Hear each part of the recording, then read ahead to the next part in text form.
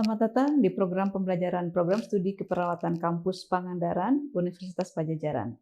Saya Siti Yunrahayu Fitri, dosen Fakultas Keperawatan Universitas Padjadjaran. Dalam video ini, saya akan menjelaskan tentang wellness tourism. Wellness tourism saat ini menjadi salah satu konsep wisata yang digemari seiring dengan meningkatnya tren gaya hidup sehat atau healthy living. Pada pertemuan ini, mari kita mengenal wellness tourism dengan membahas poin-poin tentang definisi wellness tourism, kemudian konsep wellness tourism, dan strategi wellness design. Baik, kita masuk pada poin definisi. Perlu kita ketahui terlebih dahulu bahwa wellness adalah sebuah konsep well-being dan fitness yang secara umum memiliki makna sebagai segala sesuatu yang berkaitan dengan well-being atau kesejahteraan dengan memanfaatkan lingkungan agar mencapai relaksasi jiwa, raga, dan pikiran pada tiap individu dengan melibatkan berbagai aspek mulai dari fisik, mental, spiritual, dan lingkungan. Nah, dalam konsep wellness yang dikaitkan dengan tourism, sebenarnya ada istilah yang dikenal sebagai wellness travel dan wellness tourism itu sendiri.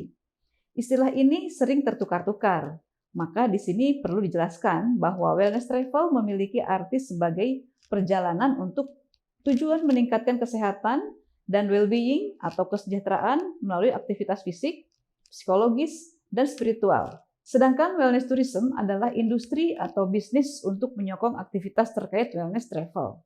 Dalam pembahasan kali ini, saya akan menjelaskan kaidah-kaidah penyelenggaraan wellness tourism agar dapat menjadi dasar bagi kita memberikan pelayanan wellness yang baik di bidang pariwisata. Baik saudara-saudara, mari kita lihat gambar berikut. Dalam gambar tersebut, kita dapat melihat konsep tentang posisi wellness tourism dalam konteks tourism secara umum yang didasarkan pada konsep sehat dan sakit. Jadi secara umum, kondisi seseorang itu akan berada pada rentang antara sehat dan sakit. Namun saat ini, dengan semakin tingginya berbagai upaya kesehatan yang dilakukan, kondisi seseorang dalam keadaan sehat pun dapat lebih dioptimalkan dalam berbagai aspeknya, agar kesehatan yang didapat bisa berlangsung lebih lama dan mencapai sejahtera bukan hanya fisik, tapi juga psikologisnya. Kondisi ini menjadi hal yang diperhatikan juga dalam bidang tourism, karena kebutuhan akan well-being pada masyarakat saat ini sudah sangat meningkat. Maka dalam konsep tourism, fokus jangkauannya mengikuti rentang tersebut. Jadi pada kondisi seseorang dalam kondisi sakit atau illness, jenis tourism yang dapat dijalani adalah medical tourism, yang meliputi aspek medikal terapeutik. Kemudian pada kondisi sehat, seseorang dapat mengikuti health tourism. Dan jika dalam kondisi sehat, lalu ingin meningkatkan lagi kondisi sehatnya, dengan meningkatkan kesejahteraan selain fisik yaitu psikologisnya, maka dapat diterapkan wellness tourism. Jadi, rentang program kesehatan dapat meliputi intervensi yang bersifat kuratif pada level medical tourism, preventif pada health tourism, dan promotif pada aktivitas wellness tourism. Implikasi rentang sehat dan sakit dalam konteks wisata ini dapat digambarkan berdasarkan continuum of practice atau rentang prakteknya seperti pada gambar berikut. Bentuk layanan pada medical tourism dapat dibedakan berdasarkan layanan surgikal atau pembedahan dan layanan terapeutik atau non-bedah seperti balneologi atau termal, talasoterapi, dan terkait aspek nutrisi seperti program penurunan berat badan. Nah, kemudian pada wellness tourism, layanan dapat dibedakan berdasarkan tujuan peningkatan kondisinya, yaitu fisik dan mental. Dalam aspek fisik, contohnya adalah praktik layanan spa, kemudian program kecantikan dan anti-aging, serta kegiatan olahraga dan fitness. Kemudian bentuk layanan aspek mental, misalnya kegiatan wisata spiritual. Dalam wellness tourism, terdapat aspek utama atau aspek-aspek yang harus dilibatkan. Dengan melibatkan aspek-aspek ini, orang akan mendapatkan layanan secara komprehensif sehingga mendapatkan kenyamanan dan kemudian akan dapat membentuk semacam self-responsibility atau rasa untuk terus melanjutkan wellness treatment. Aspek utama wellness tourism ini paling tidak ada 6. Yang pertama adalah aspek mind atau pikiran. Artinya dalam pelaksanaan wellness tourism itu perlu menyentuh pikiran individu agar dapat mengarahkan aktivitas lainnya dengan baik. Karena dengan pikiran yang sudah nyaman, tahap layanan selanjutnya dapat dijalankan dengan lancar. Kemudian aspek berikutnya adalah body atau tubuh.